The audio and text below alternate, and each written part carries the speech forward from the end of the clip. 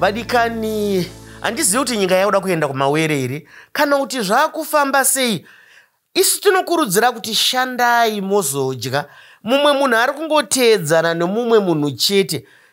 Kare isusu tichakura kwaive nechimwe chitoro changa chaigarotaura kamwe karurimi kechirungu kuti easy come easy go. Ichocho chitoro chakadzidzisa vanhu zvakawanda nokuti waiti ukangoenda kunobhadhara mari yako kuti ndoda kutenga mubhedha usati wasvika kumba mubhedha unenge wako, ukangoregedza kubhadhara chete usati wadzoka kubasa mubhedha unenge watorwa waenda. Saka ndo upenyu hwakuitika ihwohwo. Asi isusu tiri kuti zvinhu zvinouya nyore, kazhinji mhedzisiro yazvo ijere, mhedzisiro yacho kusungwa, zvingangokunakidza panguva iyoyi. Asi tinoda kuti vanhu muchenjedzwe. Tinoziva kuti kune mabhanga akasiyana-siyana.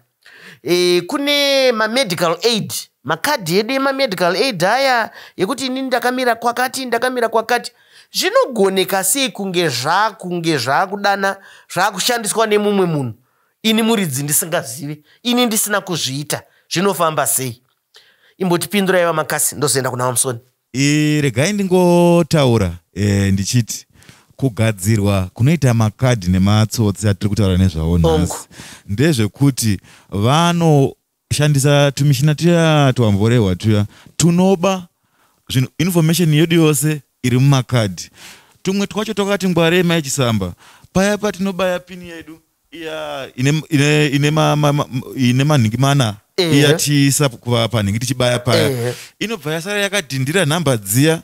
Wotoona kuti iwe uchingoinda vava nezvose zvinodiwa seexpiry date, card number nepini number. Saka kwava kungondonyorazve pane rimwe kadhi iro rinogona kunge richishandiswa. Mamwe acho matsotsi maichisamba anotohlisa nokuti unogona kuona vatogadzira makadhi matatu panguva imwe chete. Rimwe riri kutenga kuForos, rimwe riri kutenga kuBhurawayo, rimwe kwaMutare panguva imwe chete. Nokuti pada rinenge rine mari yakawanda vanoda kuti ikurumidze kufamba nekukurumidza. Tiri ipapo maichisamba, regai ndibve ndangopa chenjedzo kuvatariri vedu kuti ngationei kuti panguva imwe neimwe tanyoresa kumabhanga kwedu kuya kuti kadhi redu parinenge rashanda, kunharembozha kwedu kuya kwakutopinda tsamba kuti matenga pachitoro chakati, matenga zvinhu zvemari yakati. Izvi zvinoitira kuti kana tikaona kuti pane mari yakubuda muakaunti mangu yandisina kunge ndabvumidza kuti ibude, tinokurumidza kuzivisa vokubhanga kwedu, vokurumidza kumbovhara kadhi riya pada kwenguva diki kana kuti rivhara zvachose kusvikira imi mazoenda kubhanga munogadzirisa. Asi hatisi kuti gumirai ipapo maichisamba. Kurumidzaiwo kuripota kwatiri isusu kumang'ara kumapurisa kuti ndizvo zvaitika kwatiri. Nokuti maichisamba tiri kutaura nezvemhosva dzinoparwa pamasaisai. Teida kuti titeverere matsimba emakoronyera aya kuti kwanise kuronda hwema huchiri pedyo, nokuti nguva ikazopfuura matsimba aya anozenga apfudzika. Ndizvozvo makoronyera anomhanya kana kuti munosara mavatsvaga munyika ino, ivo vatobira vatove kune imwe nyika. Saka vadikani, manzwa kurudziro yekuti mukangoona mari dzenyu dziri kubuda zvamusingawisisi, taurai nebhanga renyu, taurai nemapurisa, taurai nemedical aid yenyu, taurai kwese ikoko, zazai mashoko kuti zvinhu zvenyu zviite sei, zvifambe. Pane mazuva ano Vasilomonyi, nyaya iri kuwanzotaura kunzi foni yahekwa. Handizivi kuti mungatijekeserowo here kuti munhu anoziva sei kuti ndofunga zvaitaurwa pachirongwa zvekunzi yahekwa zvaitika kwandiri. Mazviita maichisamba. Chokwadi izvi zviri kuitika matiri kugara umu. Uyezve dzimwe nyaya dzacho tiri kusangana nadzo kwatinoshanda. Vari kuuya hama neshamwari kana vamwe vagarisani vachitaura kuti foni yangu yahekwa. Inogona kuhekwa iri WhatsApp chaiyo, kana kutohekwa yopedzisira yaheka maFacebook account kana maGmail account. Izvo zvinopa futi kuti akwanise kuenda kune zvimwe zvakasiyana-siyana zvemunhu anenge ahekerwa account yake.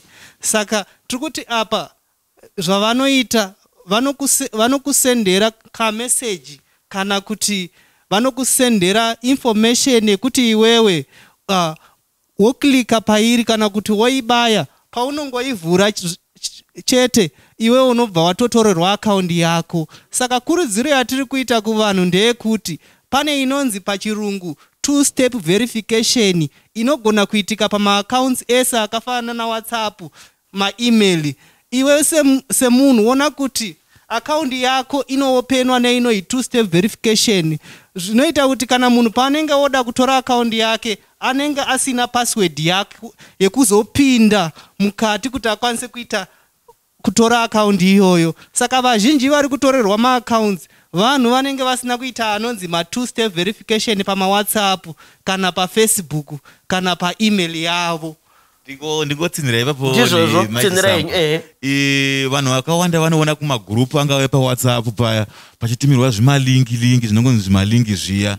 Ndozvekutaurwa nashefu wangu kuti mumalingi imomo mune utachiona urimo hwekuti hunokwanisa kuba zvinhu zvose zvingava zviri mufoni kana mukombiyuta. Munoona maringi acho iwo zvaanenge akaita machisamba, mamwe wacho unonzi ukatumira kumagrupu 5 unokwanisa kuwana 25 gig free data. Shuwa makambozvionepi magig akawanda kudera anouya mahara? Nguva patinopedzera data sei topedzera tabirwa. Saka ndiri kuti chero ukaona ringi richinakidza sei pazita rakapiwa iroro, ngwarira rine uguzuzu warinawo unoita kuti tinozopedzera tabirwa zvinhu zvose zviri mufoni kana kuti mulaptop zvainda kusanganisira nezvekumabhengi toruza mari makutukutu akawanda. Ndizvozvo mashoko akanaka echenjedzo ari kutaurwa pano.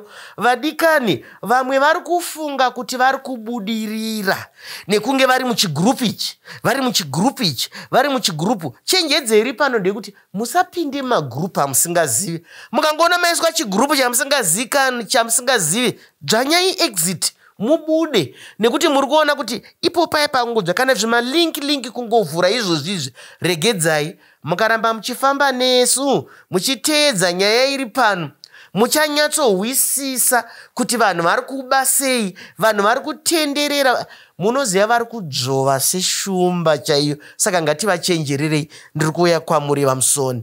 Mazvita maichisamba tachichaura nyaya yemagrupu iyoyi yatiri kutaura nezvayo. Pane chenjedzowo yekuti paWhatsApp pedu patiri, WhatsApp ine mukana kaunti ine imwe function yainayo inoratidza kuti unogona kuzvibvisa mudanho rekuti munhu asingakuzivi kana kuti munhu asiri mumacontacts ako haagoni kukuedha mugrupu raari iye kana iwo rausingadi. Saka zvakanakawo kuti patinoitawo masettings edu eWhatsApp tiindewo pafunction iyoyo kuti munhu wega anogona kukuisa mugrupu munhuwo wakasevha mufoni mako. Saizvozvo muchaona kuti pane chenjedzo zhinji dzimwe dzekuti muchaona kuti makoronyera anogona kuzozivawo nangwe naurwa kana kuti information yekuti une mari kana kuti une mari kumba kwako kana kuti unoita business rezei kubudikidza nemaWhatsApp iwayo. Muchaona kuti mamwe maWhatsApp group tinotoisawo mameseji yekuti ndine mari yakati yandiri kuda mari yakati.